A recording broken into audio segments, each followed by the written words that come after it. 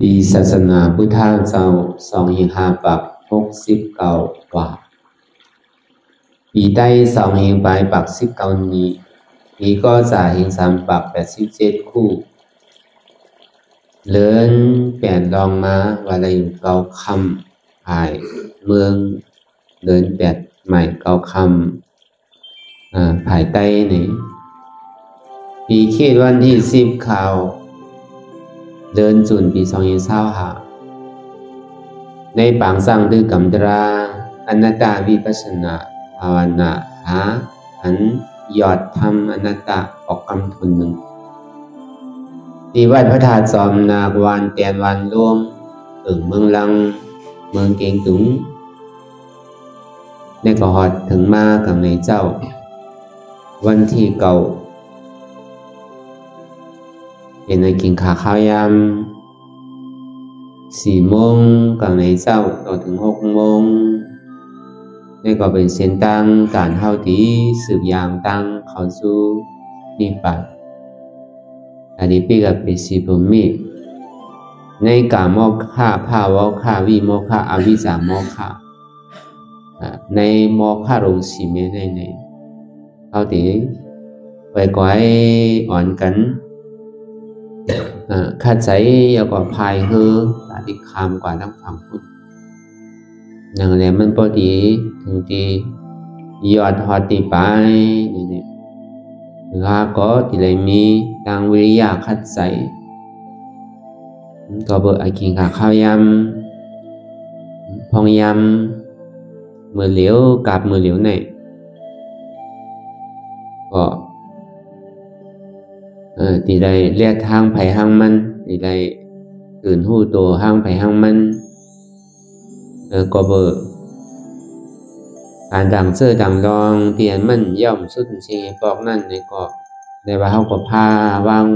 ไว้โจเก็บข้าวเลยเป็นขิงขาข้าวยำปุนดาสนโตเตียนข้าวหาในมาอ่อนกันเปิดบังทลาเลยได้จ้างตื้อกำตลามาเนี่ยก็เห็นดีก็ไหลก็นั่นก็ติมีก็ไหลหย่อนยันลองตั้งคัดใส่เนี่ยก่อนกันซื้อยางไปกว่าในผู้กว่านี่อย่างผู้ก่อเตียนเขาอ่อนเห็นมาตั้งหลังนั้นกว่าสำขึ้นสืบสายยางกว่าก็ที่เรียกว่าที่ได้ฮัดห้างไปห้างมันบางครั้งเนี่ยมันมีไฟดีจอยกันได้นั่นก็ที่ได้คัดใจห้างไปห้างมันหรือเสีย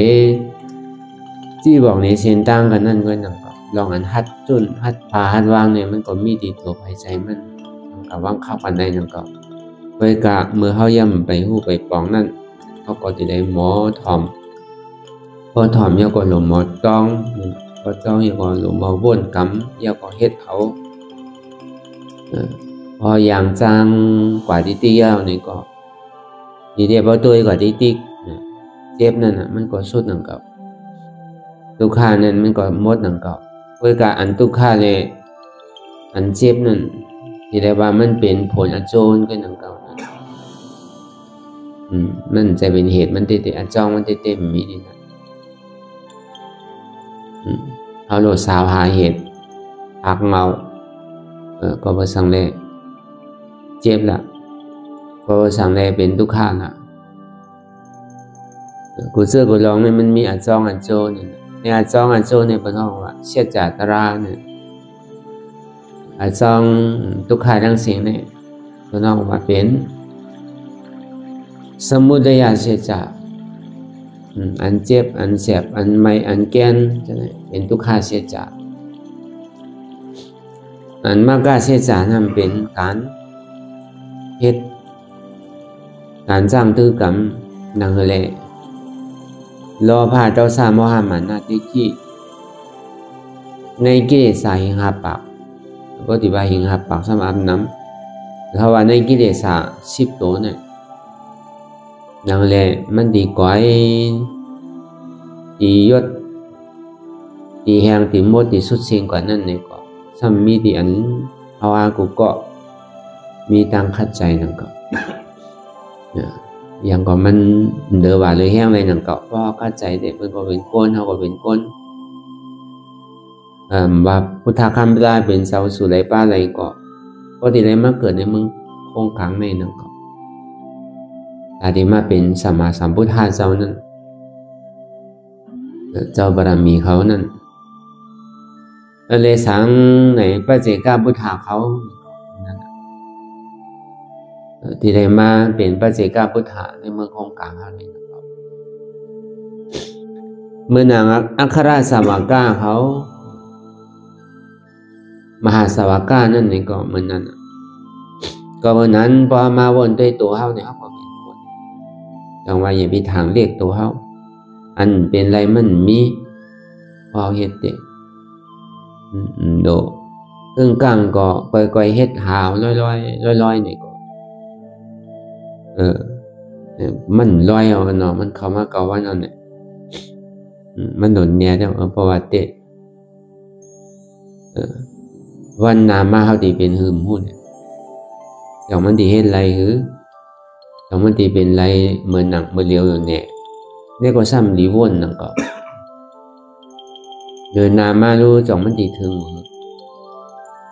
ไปปีนามานั่นรู้จ่องมันตีถึง5 ปีนานวันนั้นเมียวลองตั้งตายเนี่ยมันต้องไปไว้ตั้งนานบาเด็กบาหนุ่มบาเท่าพอถึงกินข้าวยามมาเนี่ยก็บาดีได้กว่า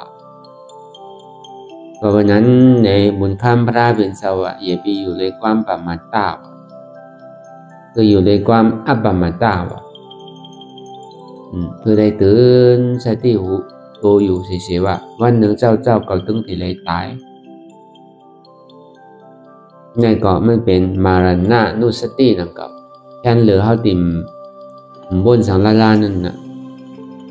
ก็เบอร์ทงจามของใจในมันวนเปี่ยวกับลองอันมวลอันเสื้ออันจุงจันใจในมันเป็นทงจามของธรรมดาของโลกกันก็เบอร์กิเลสาเนี่ยมันหลันเข้าในกูภายกำเข้าดังหูกำเข้าดังตากำเข้าดังหูหลังนี่กำเข้าดังศพกำเตอดังโตสำเข้าดังใจก็เบอร์พอทำตันมันเนี่ยเขาซุ่มมันดีก็บนนั้นเนี่ยพอเขาคุกใส่อะไรว่าบ้านหนึ่งเจ้าเขาตึงตีเลยตายลองตั้งตายเนี่ยตึงมีภัยด่านนี้หลอดเลยอย่างว่าเขามีลองตั้งเท่าเป็นธรรมดาเขาป้นลองตั้งเท่าเลยเขามีลองตั้งเป็นธรรมดาเขาป้นลองตั้งเป็นเลยเขามีลองตั้งตายเป็นธรรมดาเขาป้นลองตั้งตายเลยเขามีลองตั้งทมยากกันในก็หัวตั้งตีไรมีลองตั้งผ่านยันกันผ่านรีบก็หัวตั้งตีผ่านตายเขามีกรรมเป็นเจอเป็นพัน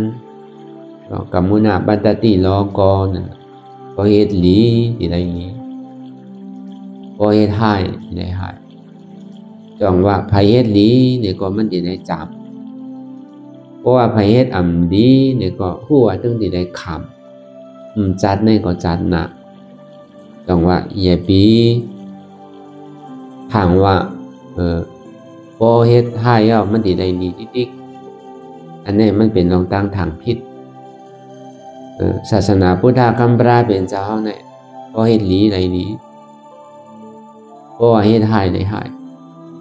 วันหนึ่งก็วันหนึ่งซึ่งดีได้คำเอาเฮ็ดสังไว้ก็ยาวเหลือหนึ่งก็เหลือหนึ่งปีหนึ่งก็ปีหนึ่งจัดหนึ่งก็จัดหนึ่งเพื่อคนเอาในหลงโลกกันหลงเนี่ยเปิดให้ท่าอยู่ให้อย่างแรงหลีอยู่อันวันนั้นก็เปิดอัดจองวันหลังหนังเก่าผลอัดโจกู้โสตั้งหลีเนี่ยมันส่งแหละก็เขาเฮ็ดให้เฮ็ดหลีตามหนึ่งก็เขายังตึกไรหลีอยู่ใช่ไหมพอเปิดอัดจองวันหลังผลอัดโจปัจจุบันเนี่ยมันตึกส่งผลการตั้งหลีเตียนเฮ็ดไว้อยู่นั่นโดยการหมังก็ในเฮ็ดหลีทำไรหลีได้ก็ติดมีนั่นก็ติดทางเรียกก่อนนั่นก็ให้ก่อนให้มาเพราะอิ่มปกติเฮ็ดการตั้งหลีตั้งแม่ตั้งทอดนั่น พอใครโกเลยนะพออิ่มวัดอิ่มว่าแล้วก็การเหตุการณ์ดังนี้นั่นเนี่ยก็โดดเลิกตีเลิกตั้งนั่นก็การมีการเหตุอยู่ถ้ามีกุลมลาตัวถึงใจประโยชน์สังใจพรดีสังปอยคือมันพวกมันเวอคือมันห้ามที่ไหนก็มันก็ไม่ดีนะก็เช่นเดียวมันเหมือนเท่ากับเอา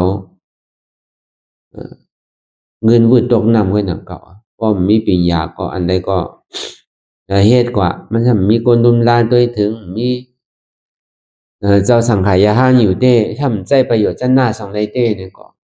ใจพรดีสังไรเต้เนี่ยก็มันก็เสียกิ่งเสียข้าวเสียยำเฮาดูตันไรอยู่กุศลเต็มไรเต็มใจรู้ได้รู้ตันตนอันที่ไรมาทำไรตันเจอนั่น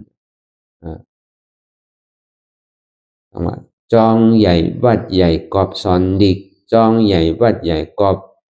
จ้างตื้อกำตารางนั่นเป็นคำว่าจะจองใหญ่วัดใหญ่ช่ำเฮ็ดสังนี่ก็ปล่อยมันห้ามไว้หลอกๆหลายๆนี่ก็เป็นอันดีเสียหลายเต้ๆนั่นน่ะก็เพื่อเฮาการหาเงินหาคำมาเฮ็ดมาสร้างมีคนรุมรามมีคนตัวถึงมีคนปัดคนเที่ยวใจการอโจสังไรเต้นี่ก็มันปันอโจเกินนั่นน่ะ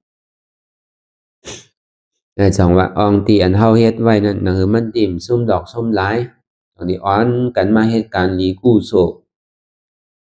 เหตุการณ์ตาหน้าศีละเหตุการณ์สมถะวิปัสสนาก็เพราะนั้นในก็อย่าไปถามเรียกเจ้าเก่านั่นเฮาเป็นคนก็เฮามีส่วนใดส่วนเป็นตาที่ใดมักตะลาโผตะลาอันเฮาใกล้ได้ยินใกล้ได้ย้อนใกล้ได้ถอดหมุนนั่นถึงมาที่เฮาเย้าเนี่ยมั่นใจว่าที่ตกมาเหนือกลางเฮาเหมือนผลเนี่ยไอ้เรียนหิมเอาก่อมได้เช่นนั้นมักตะลาโผตะลานั่นที่ไล่กูไปโตเจ้าเก่าที่แล้วโตเจ้านั่นเข้ามาเฮ็ดก็นั้นอันเฮาได้สุดต้องมาปียาวเข้าหึงอันเฮาพยายามเฮ็ดตะลาวิปัสสนามานั่นนี่ก็อันเฮาได้มุ่งมองสุดต้องอะไรมักตะลาผลตะลานิพพาน33นิพพานก็เย็น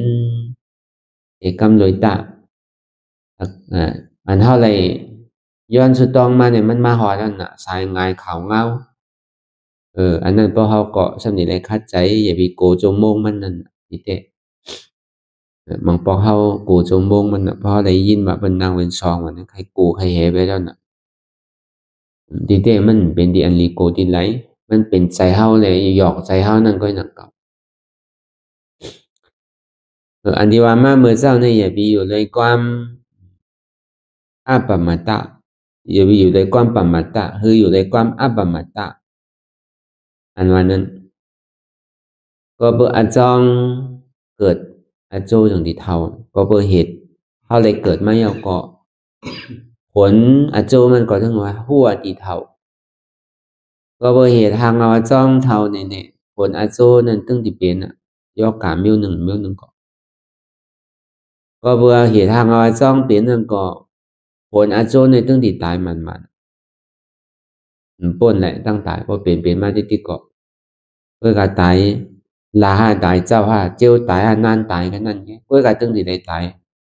มีไผรอดแหละก็ในมีลองตั้งทมยากันเนี่ยก็จ้องทมยากันอย่างอาโจก็ตึงที่ได้ผาดยานกันผาดรีบกว่าผาดตายเหมือนเฮามานั่งตลาดเนี่ยก่อนเฮาอยู่ก็วันก็เมืองอยู่ก็ตีก็ตั้งที่บางตลาดปิดก่อเย้าเนี่ยก็ตึงได้ผาดกว่าขอเฮิรนขอภัยเฮิรนมันนั่นน่ะเนาะอันนี้มันเป็นธรรมดาของโลกกะพอผู้ลองตั้งซึ่งในอย่างในซึ่งเขาก็ตีอยู่เลยความอัปปมัตตะจงมาการนากู้โสตั้งเมื่อตั้งเสนั่นหล่อนเขายามบนอ่ำนี้ลาดำนี้ให้ดำนี้มันว่าตู้จะเลิกสามว่าจีตู้จะเลิกสี่กายตู้จะเลิกสามนั่นอันเก่าหลังอันที่เขาละเอียดไว้นั่นทิมแปดเสียงอย่าไปเอามาวนอย่าไปเอามาหลัดอย่าไปเอามาเฮ็ดเดียวก็ในอากุศลใหม่ที่อันย่ำพยายามบนเกิด ในสังเตียนพยายามลาเตอในสังเตียนพยายามเฮ็ดเตอนั่นในสังก็อย่าไปขึงตาที่ไรตาที่มาวนอย่าไปขึงตาที่ใครมาลาดอย่าไปขึงตาที่ใครมาเฮ็ดเนี่ยเพราะว่ามันเป็นอันดีในก็เพื่อทั้งก็เพื่อเฮาเป็นคนพุทธศาสนาในโดยไอ้หมออยู่บ่เฮ็ดหลีได้หลีบ่วนหลีได้หลีบ่วนอ่ำหลีที่ได้ทบยามหลีบ่ลานหลีในที่ได้หลีบ่ลานอ่ำหลีในที่ได้ทบยามหลีบ่เหตุการณ์นี้ในที่ได้ผลอาโจหลีบ่เหตุการณ์เมืองในที่ตึงที่ได้ขำอาจงเมืองก็เบิ่นั่นน่ะเพราะว่ามันเป็นเมียวลองตั้งอันนำนี้นั่นลองวนลองลานลองเฮ็ดอันเก่าก็ยาวอันใหม่ก็ยาวอย่าไปเอามาวนนั่น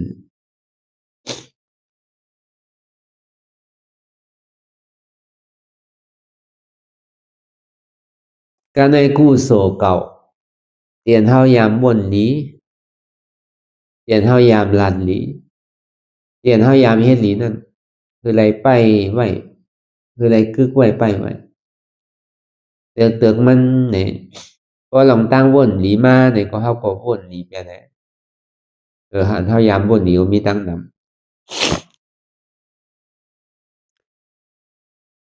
บ่มันใครลาตั้งหลีมาเนี่ยก็อันตั้งเนี่ยเท่าไรลาก็มีตั้งนำ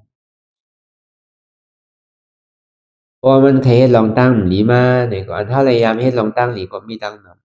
ำเอาในทำทิ้งนั่นน่ะ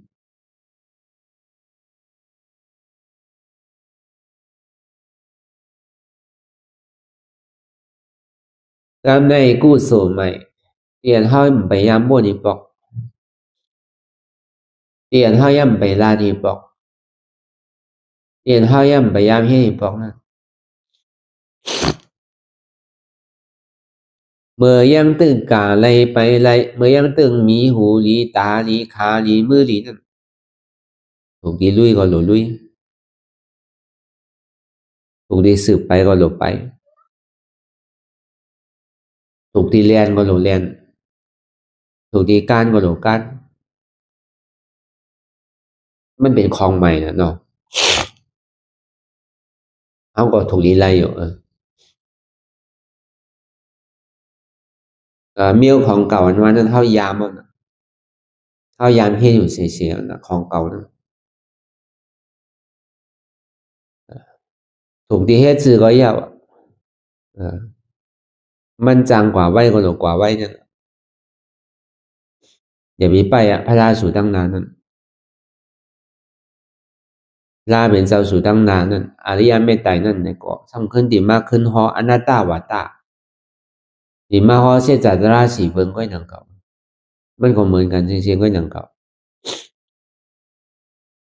แต่ว่าเมื่อยังตึงมีว่ามือมีแห้งเอียเมื่อยังตึกลั่นกันอยู่นั่นมีแห้งคือก็หลุกคัดใจคือมันปนไหลมาผู้โสมัยอันวันก็เปิดมันเมียหลอนตอนเย่ก็เปิดว่ามันกึ่งเถิกตานเฮาอาตีมีลองตั้งคัดใจลองตั้งเสียนตั้งใหม่เนี่ยจังหวะเมื่ออยู่หาสาเขาเท่าไม้ยาวเนี่ยมันเหมือนเวินก็เฮ็ดรายชื่อก็ตัวเฮ็ดนั้นนำก็เกะเมื่อเขายังตื้ออยู่กลางๆก็เมื่อนั้นจังไปก็ไปขึ้นถึงมันดีขึ้นร้อยอีกหนึ่งก็อดเอาเยืดเอาอย่างก็คือที่คือมันง่ายเนี่ยมันเป็นไรเพื่อการเมียวขึ้นลอยมานั่นอันใดก็เฮาโดเวียกขึ้นได้ก็มันเถื่อ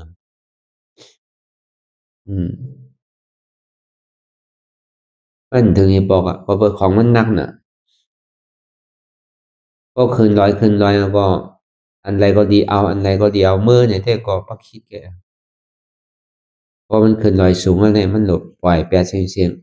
ๆมันจะดีถึงยอดถึงปลายมันแหละอันว่าอันเฮาเวียกของหนักมื้อนั้นเป็นสังเนี่ย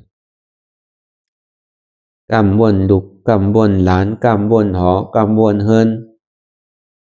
ก กำบวนลองกล้าลองขายไม่ใจลองกล้าลองขายไม่ใจลองให้ลองสนไม่ใจลองลูกลองหลานไม่ใจลองโอกจากโคของเงินคำไม่ใจลองกินลองว่าไม่ใจลองอยู่ลองเศร้าลองนอนอันนี้มันเป็นเครื่องโคอันนักลงเนี่ยซ้ำนี่ขึ้นร้อยเนาะ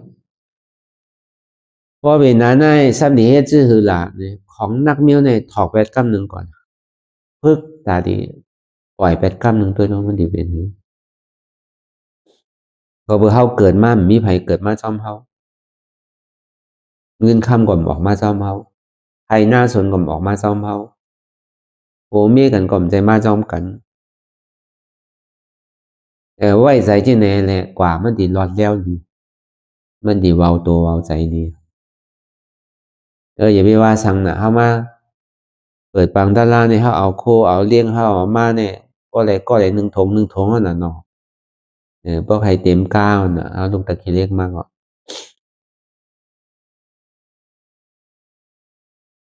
อันนี้เฮาซ้ำกับวนลองก้นเนี่ยมันสิหนักกว่าหือเนาะลองก้นแหนลองเฮิรนแหนลองเงินคำแหนลองให้สนหน้าแหนลองการซื้อคือแหน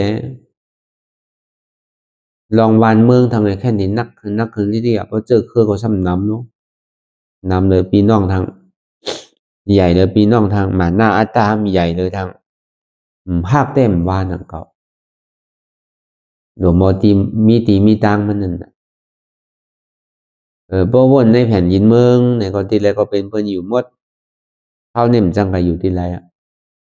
โอ้ตีมันกว้างน่ะใครอยู่ที่ไรก็ไล่อยู่ตายก่อนก็วันดีปันคือก็หมู่ลูกแล้วก็การเกิดมาเป็นคนเนี่ยโดนในเหตุการณ์ตั้งนี้ไว้นำผู้อ่ะตั้งนานนี่ที่เป็นหือจองว่าเฮากับวนอยู่ที่นั้นในเซตาเนี่ยก็เฮาก็มจังเฮียงนั่นก็เฮาหลกคาใจเห็นปีหยาตั้งหูตั้งหมอพอเหตุการณ์ตะลาเนี่ยก็เฮ็ดถึงพอถึงทีถึงตั้งนั่นคือแหละมันสิได้สั่งได้สอนก็เบิกการหลีเนี่ยพอเพิ่นได้ถอมกว่าพวกขุนเมืองได้ถอมก็เลยสังก้นโหนาอ่อนโหได้ถอมได้เข้าอกเข้าใจกว่านี่ก็ก้นวันนั่นก็กัดเย็นถึงวันพวกผู้เกวันป้าอกป้าใจพวกเจ้านางจ้องป้าอกป้าใจพวกเจ้านางทาดป้าอกป้าใจนี่ก็ก้นอยู่ในถาดนี่ก็กัดเย็นก้นอยู่ในวัดก็กัดเย็นบ่อยู่ในศีลในธรรมเนี่ยมันพอรู้ได้ลาดน้ำมัน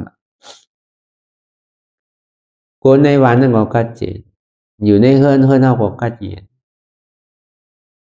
จังว่าการตะลาเนี่ยมันเป็นการฮือซึ่งงำเย็นก็เพิ่งหนึ่งจังว่ากำมือกูบอกในบรรลานไว้ลายมือเนี่ยมันเป็นลายแล้วอ่ะมันใครกัดแขนเกลือปอกหญ้าพมิดฟันก็เรียบร้อยอ่ะมันจังเปียลายอะไรอ่ะลายแล้วเนี่ยมันเป็นลายค่อนว่ะค่อนนี่มันยาวเนาะแล้วในสัมปอดเนี่ยลายค่อนเนี่ยมันเป็นลายหอกว่ะหอกนี่ก็ซ้ำยาวหมุกาเนี่ยปลายมันซ้ำมีแหลมๆไว้โลไม่เนี่ยมันมีโลหอกมีดจังว่าลายข้อนั้นว่านั้นก็มันเป็นลายหอกลายหอกเนี่ยมันเป็นลายกองลายนัดกองนี้มันยิงกว่าลายอ่านโหสิบว่าปากว่ามันน่ะกว่าฮีที่เกลายกองลายปืนลายหมักตั้งมวยตั้งเสียงเนี่ยมันเป็นลายการเมืองว่ะการเมืองเนี่ยพอตกลงกันไรดีก็โทษใส่กันก็ยาวบ่อุบกันดีๆก็มันยาวดีๆไล่จะเป็นหมักกองชื่นยามมันก็ขี้เมียงหมดอ่ะก็ในรายการเมืองในเป็นรายการศาสนาแต่จังว่าเฮามาเป็นอยู่ในศาสนาเนี่ยมือเฮายังตึกหนุ่มตึกกำเหมือนเป็นเจ้าสางเขาใช่ไหมเขาเลยโทษเพศโทษหยาบมาดีวันเขาเมืองเขาลองซึกลองเสือลายผายลายป้ายนั่น มันจะมีลองตั้งการเจอเคอในใหญ่การเจอเคอในโหแสนหักเจอเคอในนำก็เบอร์ใต้ยันว่านั่นหมาหน้าห้ามสูงชื่ออย่าเขายามเป็นขุนเป็นเจ้ามานั่นน่ะมันติดจับกลับมาที่นั่นน่ะตั้งเฮ็ดซ้ำแต่ตั้งเอ็นอาร์เนี่ยมันเหมือนกันนะเป็นเช่นนั้นก็เบอร์นั้นไหนรายการเมืองเนี่ยเป็นรายการศาสนารายการศาสนาวันนั้นเปิ้นใครให้คือให้เฮาโหลลีวะเปิ้นใครทีคือทีเฮาโหลปันวะเปิ้นใครงอคืองอเฮาโหลซื้อวะในหลักในการตึกต่อศาสนาแต่ที่ซื้อไรโหใจเปิ้นนั้นมันก็เฮ็ดให้การยืนเปิงเตียงมันเป็นหือนี่เมื่อปานพุทธคำลาเป็นเจ้าเนี่ยมันเจ้าก็เป็นคนมันเจ้าก็เป็นลูกคนหอคำอ่ะทางเจ็บวันเนี่ยที่ไรอุบวันอุบเมืองมันก็ยอมจุ้นนี่แหละก็เบออุบวันอุบเมืองเนี่ยมันก็เย็นมันมีเครื่องรางหนักเมื่อหนังยามเป็นคุณเชื่อจาวลามานั่นก็เอาสินหานั่นตึกกันอ่ะก็เฮ็ดมากกว่ามันวันคือก้นนั่นปนตุกขามันก็เย็นโจเก็บโจข้าวไว้โจอาสางมันเซงกว่ายาวเนี่ยก็ก้นอันสืบมาตั้งหลังเนี่ยก็สำคัญเมพิษขึ้นนั่นมันเหมือนหนังขุนเมืองที่อันอยู่ในตารางนั่นเมื่อตัวมันอยู่ได้ก็ตารางอยู่คนบ้านเมืองก็กันเย็นพอโจมันตายกว่ายาวอันขึ้นเป็นลูกมันหลานมันในห่ำจอมมันใช่ไหมคนบ้านเมืองก็ตุกขาทำทั้งเสียงจังว่าขุนเมืองอันว่านั้นมันมีการเรียกลายจังว่าเมื่อปวดปานพุทธาคำบาเป็นสาวหน่อยที่ไรเป็นขุนวันขุนเมืองอันว่านั้นมันก็กาชอดเพราะมันมาเกิดเจอเคอในขุนไหนเปิ้นก็ดีทางเรียกมันพระราเป็นเจ้าในลูกเตียนเจอเคอจันเตี่ยมมาไงเขาทำเป็นขุนดังพ่อเนี่ยเขาดียุ่มมาหมาหน้ามันมีสินั่นก็เพราะนั้นเนี่ยพระเป็นเจ้ากูสุในตีไรเลิกเกิดมีสองตีแบบหนึ่งเกิดเป็นคุณออกคำเป็นเจอเคอขุนสองมาเนี่ยเป็นเจอเคอปุ่งหน้าวะในเมืองอินเดียเมืองกรานั่นมังปอกกอปุ่งหน้านั่นช่ำใหญ่เลยมีอ่านนาหรือคุณวะบางปอกขุนเนี่ยช่ำมีอ่านนาหรือปุ่งหน้าวะก็เบอร์นั้นอ่ะมันเลือกเกิดได้สองเจอเคอเลยวะถ้าเป็นเจ้าเนี่ยจังว่าอาซาเนียนวันนี้มันเกิดขึ้นที่เมืองอินเดียกำนำแต่ก็เบอร์มันเป็นดีปัทมากัมพาในมัชชิมานั้นในศูนย์กลางนั้นมันมีดินนั้นเพราะบนนี้มาฮีว่าเจ้าก็ตมาในพระเป็นเจ้าก็ตมาในมันเป็นเครือขุนูเนี่ยก็มันเขาเป็นลูกคุณอ่ะมันจังมีไผฮีแหละเมียวเครือเขาว่านั่นเขากันล่อเปิ้นว่าลูกปีลูกน้องอะไรขึ้นสืบกันขึ้นนี่ดีครับน้องว่าเซอร์เคอสักยานั่นสักยาวงนั่นเคอสากีเนี่ยนั่นจังว่าพอดีว่าเอาเลือดเนี่ยก็มันถึงเป็นเลือดแจ๊ดว่ามันมีเลือดอันต่างคือมาล่อเขาว่านั่นตึกซึกที่ไหนก็กัดแขนเนื้อเปิ้นว่าถึงว่ามันเป็นเมืองเล็กไว้ก็ลองตั้งตึกซึกลองตั้งพร้อมโฮมกันเนี่ยมีไผขึ้นเขาอ่ะอยู่หลายไผมาตึกโตเขาบ้านใดเมืองใดก็พอเดี๋ยวว่าลองเจอคือสายเลือดนี่ก็มีไผขึ้นว่าในกลับนั่นว่าในเมืองสาวัตถีว่าในเมือง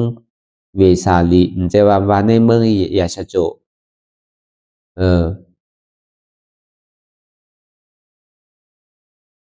เมืองปราชีได้ซ้ำใช่ไหมอันใดที่มาคืออันมันล้อเล่เปิ้นนั้นมันมีที่เมืองเขาไงวะก็เบอร์นั้นเมื่อข้าวยามนั้นเปิ้นทำยุ่งกันที่นะต่อถึงมือเลี้ยวก็ยังยุ่งคือไหลคือนั้นคือขุนก็เอาคือขุนคือก้นกลางก็เอาก้นกลางคือปุ่งหน้าก็จะเอาปุ่งหน้าคือจันทรานั่นก็จะได้เอาจันทราคือผานก็จะได้เอาผานนั่นเขามีลองตั้งอยู่ไม่ใช่ไหมอยู่หลายในพระเป็นเจ้าในปฏิมาแต่งหนึ่งลองเจอคือขุนในก็ มันตึงมีที่อันที่กำเดียวนั่นก็ในพอดีมาแตกเนืองคือปุ่งหน้าเขาในซึ้งตีวิรายเชเนี่ยเป็นปู่มันเจ้ากำเดียวตีวิรายเชเขาก็เป็นเครือคุณในออกะเกิดในกะจ้างสมาวาในเลยอภิญญาณสูงสุดตาที่เป็นช้างนั่นลองตั้งกัดแขนลองตั้งให้สมถะนี่ก็ตีวิรายเชเนี่ยเป็นนับบันหนึ่งเมื่อกาปานพองพระเป็นเจ้าเขาตึงมีอยู่เศร้าสองเหงหาหกปากปนมาน่ะแต่พอดีแตกเนืองเรื่องจิมว่าเป็นปุงหน้าเนี่ยนี่ก็ซ้ำเคอมันจะเป็นปุงหน้าที่มีไผมันจังฮี่แล้วน่ะมันหนังซ้อนหน้าปุงหน้านั่นยองย่ออ้ามพระเป็นยองย่ออ้ามอก็เบอร์ซ้อนหน้าปุงหน้าเนี่ยก็เบอร์มันมีลูกน้องนาเป็นนำน่ะเพราะเขามาฮี่หางพระในเนี่ยอันใจเป็นเครือปุงหน้าเขาลูกเครือปุงหน้าเขาเนี่ยแม่นหรือเครือขุนเนี่ยมันจังมีว่ะบอก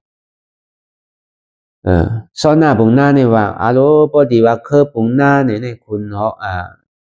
พระเป็นเจ้าก็ดำมาเนี่ยมันมีที่ที่ปกติมาสืบด้วยรองปู่รองสังเจ้ายาเซ่ก็เบอร์ปุงหน้าเขาเนี่ยเขาหยุ่มย้ำเกอหลีเจ้ายาเซ่เขาไว้สาถึงคุณพีคุณสามปกติว่าเครือปุงหน้าเขาอันเจ้าทอเจ้าเมียดอันเขาหยุ่มย้ำเกอหลีไว้สานั่นตอนนั้นคุณออกคำเนี่ยก็ยังโก้ไก่เป็นเสียมันก่อนคุณออกคำสีสุทธนานั่นเขาซ้ำเป็นพี่น้องกันก็เมียเหลือเสติวิรายเสนก็มีเมื่อกินข้าวขาวย่ำนั่นและอภิญญาณได้สมาบัติ8อภิญญาณ5สูงสุดแล้วในอันสายอันของสมถะนั่นสายล้อการเนี่ยสูงที่สุดถึงจิตถึงจอมที่เรียกว่าเป็นนิพพานโจข้าวนั่นก็นิพพานล้อกะมันใจนิพพานล้อกุตละซ้อนหน้าปุ่งหน้านั่นยองอ้ำพระเป็นเจ้าถึงมันยองอ้ำเขาเจ้านั่นเนี่ยเขาจังตั้งเสียงก็การเลยย่อมนั่นน่ะอยู่ไรเนี่ยพวกพระเป็นเจ้าเขากว่าที่ไหนตามบันดีจังเซ่จังเน่ว่าพระเป็นเจ้าเนี่ยมันใจเป็นเครือคุณนู้มันใจเป็นเครือปุ่งหน้าเนี่ยมันมีไผ่จังเซ่เลยก็การเลยย่อมหับพอดีแตกลองเจอเครือเลือดเนื้อนี่ที่ก็พระเป็นเจ้าเนี่ยแม่นเลยบนเสียงก่อนพอดีเอาในล้อกล่าวว่ามีอันเป็นยุ่มยำว่านั่นก็วันนั้นพระเป็นเจ้าเนี่ยพวกกว่าทั้งหลายจานเป็นขุนเมืองเป็นก้นใหญ่ก้นหลวงเนี่ยก็มันเจ้าในกว่าดีเงาวันนั้นท่านพวกเอาเงามันไหลเอาเนี่ยก็อันจ้าปลายมันแต่ก็มันสอนไงกับมดสิติคุณเอาคำอ่อนเฮียเจ้าแต่ก้นมาก้นวันก้นเมืองก็การในอ่อนเฮียอันนี้ไม่เป็นซึ่งงำเย็นในศาสนาเพราะว่าคุณเอาคำมีศีลมีธรรมยาวเนี่ยก็ตาดีกับตึกต้อเลยตาดีขนับกับแก้นก้นวันก้นเมืองก็มีอันนี้เป็นเทคนิคเป็นลอกลายพระเป็นเจ้าจังว่าการศาสนาเนี่ยกัดเย็นเฉียงมันได้ว่าเป็นการเจอเคยหนังเก่าไว้การมันเป็นซึกงำเย็นมันโดยได้เสกองเสนาดโดยเอานำทำคำสอนพระเป็นเจ้านั่นปอนปันเนี่ยก็เหลือเสียศาสตร์ศาสตร์นั่นให้บ่ตันนั่นเฮ็ดก็เทวตาเนี่ยคึงปองกันเอาปอมันตายย่อมกาเนี่ยสำนีพร้อมกันเอาพระเป็นเจ้าตายก่อนให้บ่ตันนั่น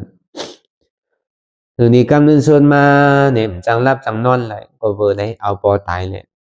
เฮ็ดโดยตกใจอยู่เฉยๆพวกกังขึ้นมาใจเนี่ยนิ่มเศร้าไรปอกก็เลยเอาก้นอยู่ไปไว้เฉยๆพ่อมจังอยู่ห้างกล้วยวันนั้นกลางวันกลางคืนก็ถึงนี้ก็หาพระเป็นเจ้าพระเป็นเจ้าฮอตราปันเนี่ยก็เอาใจมันในกาเย็นกว่าในนอนรับดีกว่าสั่งว่ามันเอาปอมันตายก็มันนี่ตกเป็นซ้อตาปานนั่นที่ได้อันนี้ที่ได้ตะลานั่นเขาก็มันจังเฮ็ดถือแหละมันได้เอาปอมันตายเอาก็เป็นไรตาดีไรกล้วยการในท่ากระถานั้นพระเป็นเจ้ายกยองว่าที่อันเป็นผู้ทุศาสนาที่เป็นอุปาสกนั่นอันยุ่มย้ำศรัทธาหรือเป็นตั้งบ่ตั้งเสียงเนี่ยมันคืดต้อนมันนะคุณออกคำอาจารย์ศาสตร์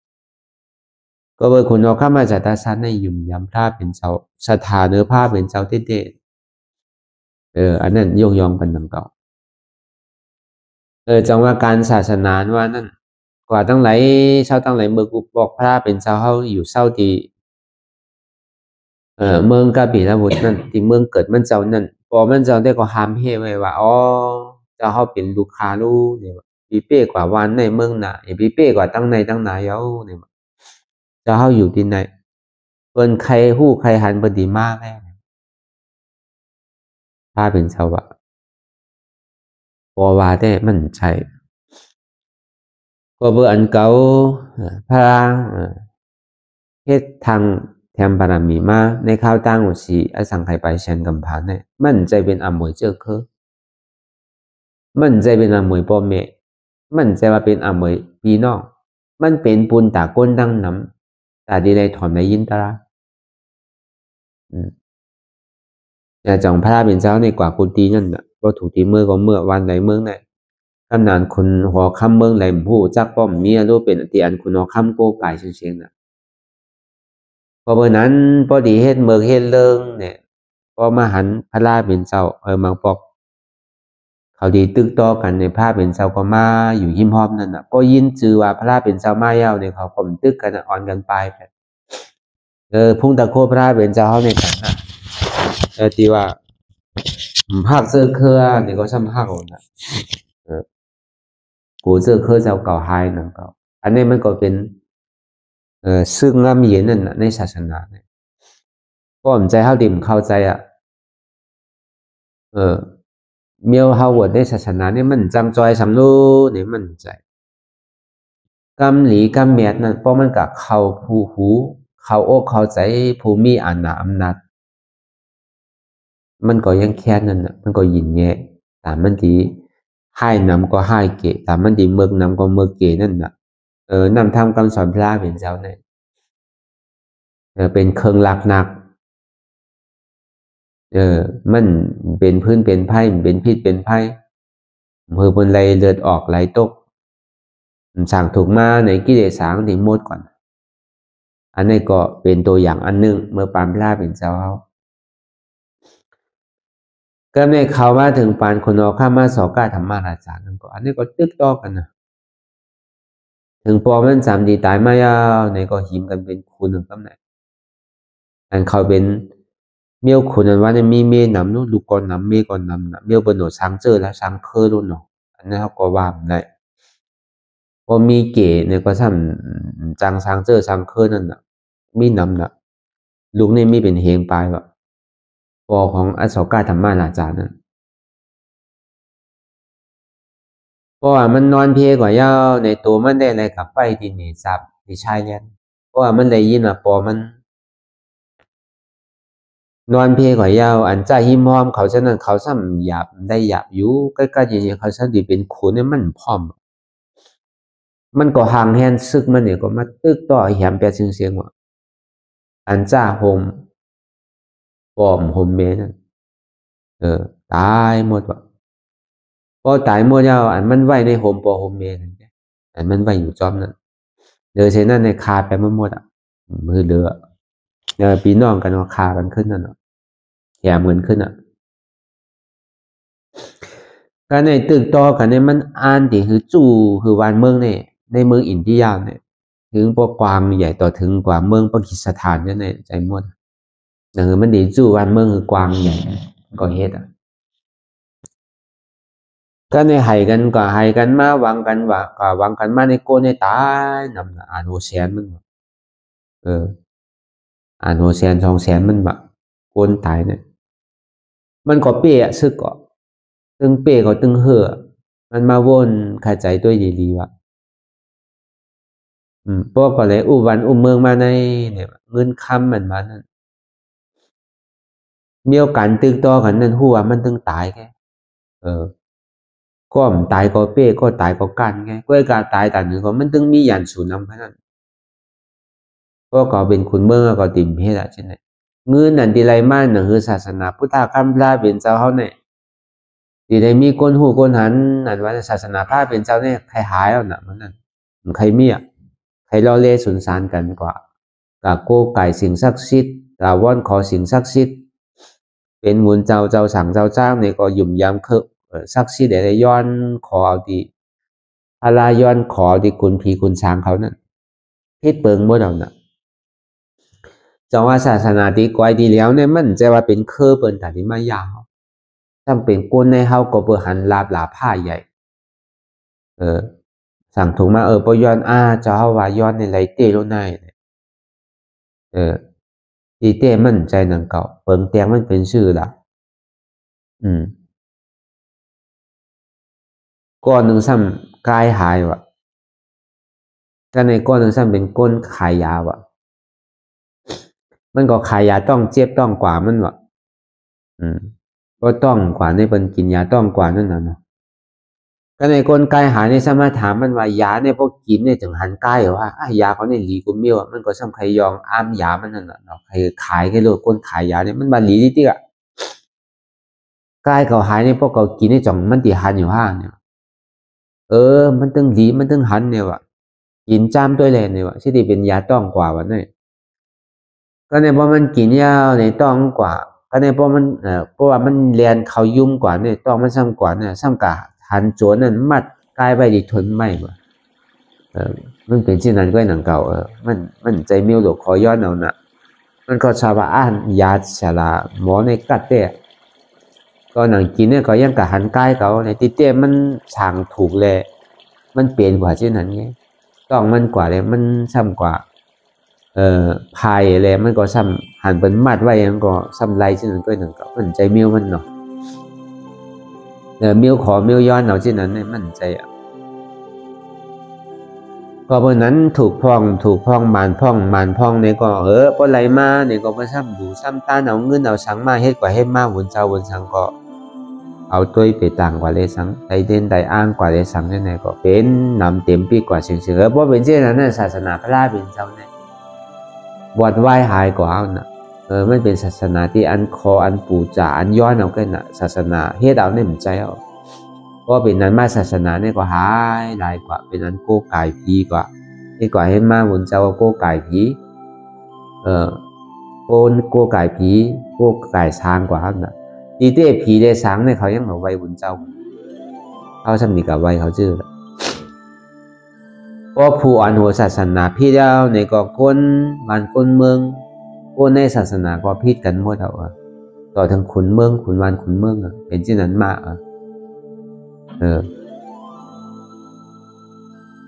เหมือนที่นั่นนะเพราะถึงนั้นมาเขายองอ้ามเป็นที่นั้นยาวนี่ก็ถ้าในคุณต่างวันต่างเมืองในปณิมาตึกต่อเขาให้อย่างในศาสนาในอินเดียในหายแปดในก็เบอร์หังขุนเมืองในก็เบอร์เขายุ่งการผูจ่ออู้จ้าดีเขาดีจอยใช่ไหมดีเขาสร้างเขาดีจอยใช่ไหมสิ่งศักดิ์สิทธิ์ดีจอยใช่ไหมเขาก็อ่อนกันพ่อมกันในตาดีต่อตึกเฮกังอันซึกตาดีมากนั่นมันดีกับขามอะไรนะเปิดมาตึกต่อเขาในมีอยู่หลายชิปใกล้วันนั้นเอามาในเมืองอินเดียนั่นเขาก็ว่าหนูให้สังสิ่งศักดิ์สิทธิ์ตีจอยแค่ในนั่นน่ะมันดีกับจอยแหละอันเป็นเครือมุสลิมมานั่นน่ะมาอยู่ชิปปลายแค่ว่าซึกเขานั่นเพราะมาชิปปลายก็เพราะเอาวันเมืองแล้วมันเป็นเพียงอันมานั่นมันอ่อนกว่าเพราะเดี๋ยวการเจอคือว่าเนี่ยเดี๋ยวศาสนาน้ำนาของอะไรก็เมื่อไรในวันเมืองหลีมายาวเนี่ยไปว่ากำหนึ่งก็ย่ำไปในวันในเมืองเนี่ยที่เอาศาสนาอ่อนโหเนี่ยมันใจบิ้วมันที่ได้เอาเจอคืนนั้นอ่อนโหก็เบอร์เป็นที่นั้นในเลยและอ่านเจ้าคุณหมอข้ามาสอกาธรรมาราชานั่นเนี่ยก็มันก็อ่อนเฮ็ดเสียดีกองมูปิ้วขึ้นศาสนาชงเจ้ายาห้านเขามากกูผายกูไปต่อถึงก็เปิดกลุ่มเกจูคุณออกข้ามาสอกาธรรมาราชาเนี่ยเขาก็จะนี่เลยมาทบในมาหูยินตราพระเป็นเจ้าเพราะมีมันเจ้าในเย้าเขาก็ติ่มในทบเขาเดี๋ยวย้อนเมื่อมันเจ้านั่นศาสนาในจังดีมาตั้งเมืองสุวรรณภูมิพอถึงมาในเมืองเฮาเนี่ยก็มีมันเจ้าเนี่ยก็เขาก็ติ่มได้ทอมได้ผู้จักศาสนาพุทธานมานั่นอดีตเป็นเย็นเป็นศาสนาผีกว่าโก้ไก่ผีไปแล้วโก้ไก่ผีหวยผีร้อยโก้ไก่ผีต้นไม้ต้นตอกผีน้ำผีนองไปแล้วมีศาสนาเนี่ยถูกดีต่างกลุ่มเกจูมันอยู่คุณเอาคำนั้นอยู่ไรในจุ่ม วัฒนธรรมเขาเนี่ยเขาเฮ็ดทางไว้ใช่ไหมมันมีติอธิปองมันเฮ็ดทางสั่งสีสามหูนั้นมันเป็นของอโศกธรรมราชาชาวอโศกธรรมราชาเฮ็ดไว้อันนี้ก็เบิกขุนเมืองมีหนามนาในเลยซ้ำหักศาสนาพระเป็นเจ้าจอยเลยในศาสนาพระเป็นเจ้าบนเจ้าแก๊กปลอมเจ้านั้นอันอยู่ในศีลในธรรมเนี่ยเอาทักเสียงไว้เหลือเสียอันบนเจ้าอันดีมีศีลมีธรรมอันอยู่จอมธรรมวินัยอันอยู่จอมตามข้อสั่งคำสอนพระเป็นเจ้ากวาดล่างที่นั่นไหว้ศาสนาคนอข้ามาสก้าธรรมะนาจะพอเบอร์หังมันกับคู่เอาทาต่อพระเป็นเจ้าที่อาชาทาชัดเลยเฮ็ดไว้นั่นมันไหนมีปืนไว้แล้วกับคู่ทาเขาไรเต้มีตีหนึ่งอันนั้นแต่นักกาเขาทิ้งซิมไว้ขำปันได้มาเขาผันมาตีในได้เขาตีย้อนลุ่มลาอย่าไปมาเอาต่างตีหรอกเราคำอาชอบการธรรมะนาจานั่นจึงนี้แจกเป็นอยู่84,000เฮงปุ่นทาต่อพระเป็นเจ้าเท่านั้นเอาปัญเจ้ายาหันตาเขามาใช่ไหมเอามาทำมันนะไว้ในส่วนหน้าผมพี่ในเมืองหมันเมืองไกลเมืองไทยเนี่ยก็เต็มกว่าเช่นอันนี้มันหนีสากเสกอันนี้ว่าปานเมืองคุณเอาคำอโศกธรรมราชานี่ก็โอเบอร์เป็นขุนแห้งกองไงน่ะแต่จังว่าพวกขุนเขาใส่ในวันเมืองเขาก้าเย็นกว่าเช่นมีซึกมีเสือว่าเป็นคนพุทธศาสนาเจ็ดเนี่ยโดยแถมยังศาสนาพระเป็นเจ้าก็ได้มากาปานคุณหอคำมีหลินต้านั่นเด่นนักเสียงนั่นก็เหมือนนั้นนั่นก็มีหลินต้านั่นก็ศึกษาธรรมตั้งแต่เล็กๆในปิฎกา3 กองนั่นเห็นหูเอาดีๆงามๆแต่ถามสลาป้าไหนเจ้ายาหันป้าไหนเจ้าผวนหัวป้าไหนกัดแขนนี่ก็มันก็ถามปัญหาปริศนาเพิ่นนี่มีไผตอบไรเต๊ะๆพรกันไปเขาขาเข้าเถินเข้าป่ามันจะมีอำนาจมันดิอันหุบวานเมืองนี่เป็นหนึ่งเดียวน่ะ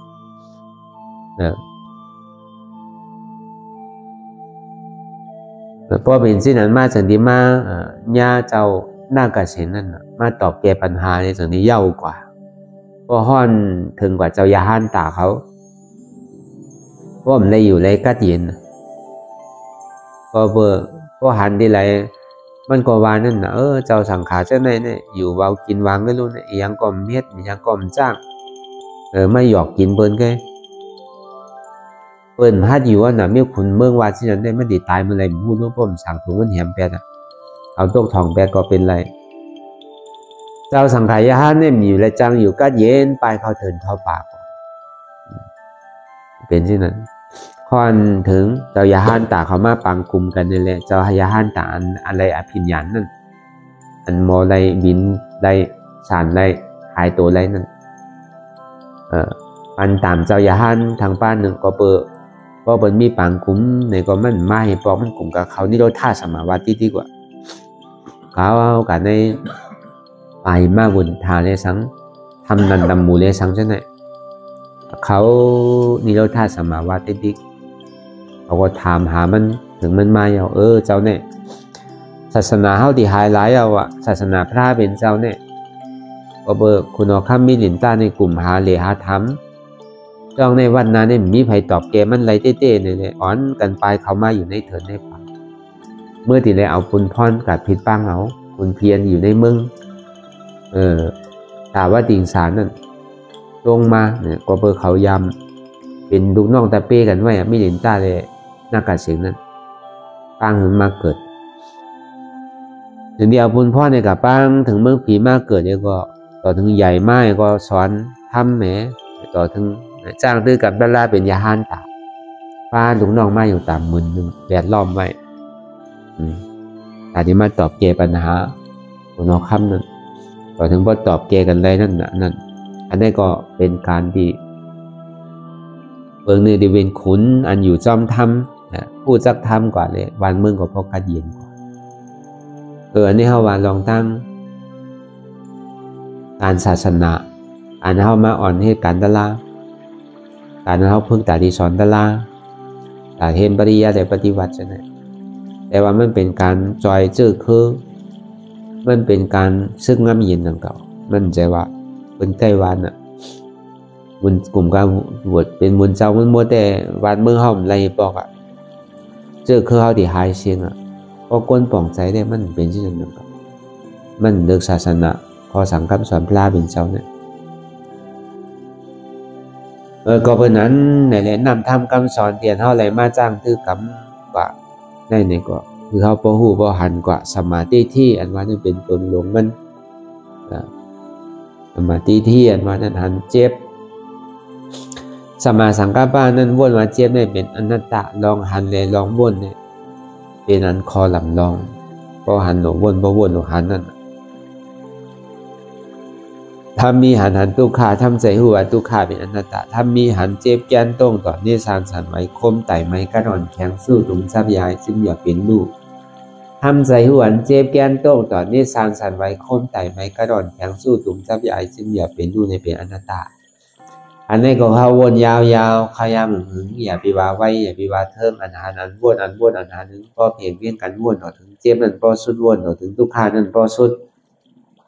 ถ้าต่อถึงอัตตานั่นพอตกพูดขาดความในที่มันพูดก่อเกิดขึ้นเป็นมานั่นนี่ก็เราหมอวางเป็นอนัตตาไหน